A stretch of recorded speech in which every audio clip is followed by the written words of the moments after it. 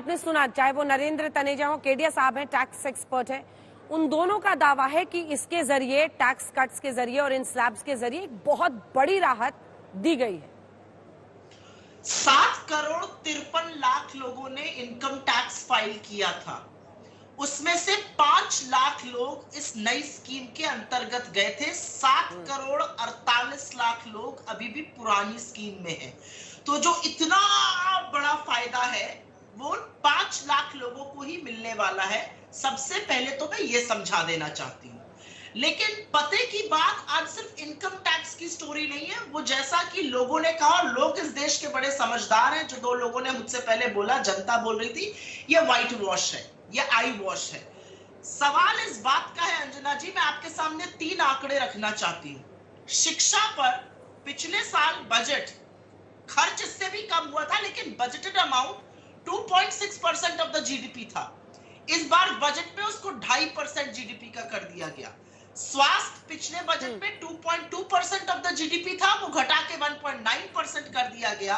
कृषि 3.8% of GDP था, घटा के 3.2% कर दिया गया। और रूरल डेवलपमेंट 5.8% ऑफ जीडीपी था, घटा के 5.2% कर दिया गया। यहां पर बताना जरूरी है, बजटेड अमाउंट तो फिर भी ज्यादा था, एक्चुअल तो उससे भी कम है, लेकिन उसके बाद भी उसको घटाया गया।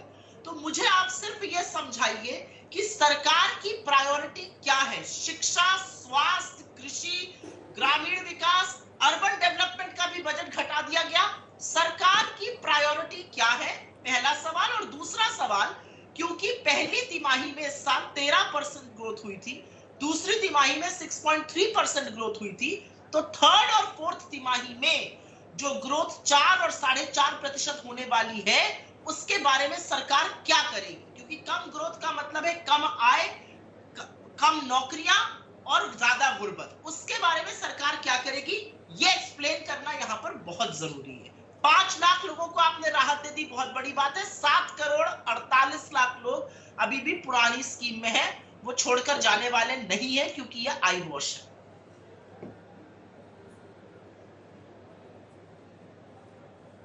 चलिए तनेजा साहब, जल्दी से इसका जवाब दीजिए। हाँ, नहीं देखिए, आपने बड़े ध्यान से अगर सुना हो, हमारी कांग्रेस के मित्र ने क्या कहा, उन्होंने परसेंटेज दिया है कि जीडीपी का। उन्होंने ये नहीं बताया है कि जो ग्रोथ जब ग्रोथ होती है तो आपका पिछले साल के मुताबिक पूर्व मिलाकर के आपका जीडीपी बढ़ गया। जब जीडीपी बढ़ता है तो परसेंटेज भी उसी हिसाब से बढ़ता है। बजट के अंदर चाहे वो एजुकेशन है, चाहे वो एग्रीकल्चर है, चाहे वो हेल्थ है, जरा ध्यान से देखिए, मेरा उनसे आग्रह है, जरा ध्यान से उसको देखिए। सबके अंदर बढ़ोतरी करी गई है, और इसलिए करी गई है, और वो क्योंकि कुल मिलाकर के ये सारे सेक्टर गवर्नमेंट की प्रायोरिटीज है। और अगर बात जब करी जाती है कि 10 लाख करोड़ रुपया जो है वो कैपिटल एक्सपेंडिचर का होगा, उसके अंदर तमाम वो सेक्टर भी शामिल होगी जिनकी चर्चा करी जा रही है। कहाँ जब वो उसका विस्तार होता है, जब सरकार इतना बड़ा कैपिटल एक्सपेंडिचर करती है और इंफ्रास्ट्रक्चर से लेकर के हर सेक्टर के अंदर करती है, तो जाहिर है उसका बेनिफिशियरी सब कुछ होता है। क्या उसमें कोई अगर जो इंफ्रास्ट्रक्चर के पार्ट में हॉस्पिटल बना रहा है या कोई भी उसका इनिशिएटिव ले रहा है, क्या वो उसमें शामिल नहीं होगा? क्या कोई विश्वविद्यालय बना रहा है, क्या वो उसमें शामिल नहीं होगा? तो ये नजरिए की बात है। कांग्रेस पार्टी का क्या है, कांग्रेस सिर्फ जो उनकी कम्युनिस्ट सोच है कि सरकार देती रहे, नोट छापे दे दे, नोट छापे दे दे, उनका यही पर्पज है। 10 लाख करोड़ की जो बात है, जो अमेरिका में क्या हुआ, अमेरिका में वहां की सरकार में लोगों की जेब में पैसा डाल दिया, आज वहां पे महंगाई बेकाबू हो चुकी है। हमने ऐसा नहीं किया, क्योंकि अगर वो करते तो वो करते भी है तो 40% पैसा होता है उसका। 1 रुपया अगर आपने किसी की जेब में डाला है, 40% ही वो इकोनॉमी में जाके रिफ्लेक्ट होता है, 60% वो काम में नहीं जाता है। इसमें सारा अध्ययन किया गया है। और देखिए, कांग्रेस की अपनी अप्रोच है, हो रखें वो देश को कम्युनिस्ट बना देंगे तो बनाए वो। एक छोटा सा इस पर रिबटल, उसके बाद हम दिखाएंगे कि अलग अलग क्षेत्रों में कितना आवंटन किया गया है, चाहे वो डिफेंस हो, रेलवे हो। ठीक है, ठीक है, ठीक है, जल्दी से सुप्रिया जी एक रिबटल। अंजना जी बहुत छोटा सा, उसके बाद मैं केडिया साहब आपसे भी एक रिएक्शन लूंगी। हाँ जी हाँ, बड़ी अच्छी बात इन्होंने कही, परसेंटेज ऑफ द जीडीपी ना देखिए, मतलब चिट भी मेरी पट भी मेरी, लेकिन दोनों इनकी नहीं है। मैं परसेंटेज ऑफ द जीडीपी चलिए नहीं देखती हूँ। एग्रीकल्चर में खर्चा होने थे 83,000 करोड़ रुपए, खर्चा हुए 76,000 करोड़ रुपए। पीएम किसान योजना में खर्चा होने थे 68,000 करोड़ रुपए, खर्चा हुए 60,000 करोड़ रुपए। और यह भी सच है कि 11 करोड़ किसानों को पहली बार मिला था इसका लाभ, अब 3,80,00,000 को मिला है।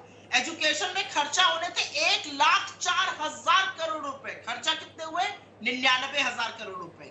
स्वास्थ्य में खर्चा होने थे 86,606 करोड़, खर्चा हुए 77,000 करोड़। सोशल वेलफेयर में खर्चा होने थे 51,000 करोड़, खर्चा हुए 46,000 करोड़। ST/SC डेवलपमेंट में भी खर्चा ज्यादा होना था, खर्चा कम हुआ। मैं आंकड़ों से बात करती हूँ तनेजा जी। आप मुझे कम्युनिस्ट कह लीजिए, कुछ कह लीजिए, इकोनॉमिक लिबरलाइजेशन कांग्रेस ने किया था, तो मूर्खता की बातें नहीं करनी चाहिए।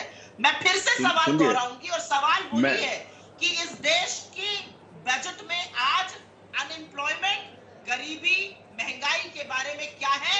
$36 प्रति बैरल कच्चे तेल का दाम 6 महीने में गिरा है। सरकार ने वो दाम क्यों नहीं कम किया पंप पर, ये सवाल आज पूछा जाएगा। मैं इसका क्विकली जवाब दे दूं। पहली बात तो फैक्चुअली करेक्ट करिए, एक लाइन का जवाब नरेंद्र तनेजा जी, फिर हम दिखाएंगे क्या सस्ता क्या महंगा हुआ। अंजना जी, फैक्चुअली करेक्ट। रिफॉर्म्स जो PV नरसिम्हा राव जी ने करे थे, जिनको कांग्रेसी नहीं मानते, कब आपने उनका नाम लिया? कभी आपने नाम लिया आज तक उनका, PV नरसिम्हा राव का? कभी नहीं लेते आप। तो छोड़ दीजिए उस बहस को, उस बहस में मत जाइए। आपने नंबर की, जब बजट बनाया जाता है, और खासतौर से जब कोविड का प्रकोप कई जगह चल रहा है, बजट का मतलब क्या होता है? ये नहीं कि आप कांग्रेस की तरीके से पैसा स्कैम में लगा दो। ईमानदारी से काम किया। अगर कोविड की वजह से कहीं कोई स्कीम स्लो हुई है, वहां पे वो खर्चा नहीं हो पाया, उस कारण ऐसा हो सकता है। लेकिन प्रश्न इस बात का होता है, आपका ये कहना है कि भाई कांग्रेस की तरह के स्कैम करके वो पैसे पब्लिक का खा लो, जो 10 साल UP1 UP2 में कांग्रेस करती रही, एक पैसा नहीं खाया गया। आपका मतलब ये बजट एलोकेट खाओ, स्कैम करो, स्कैंडल करो। माफ कीजिएगा, ये बीजेपी की संस्कृति नहीं है।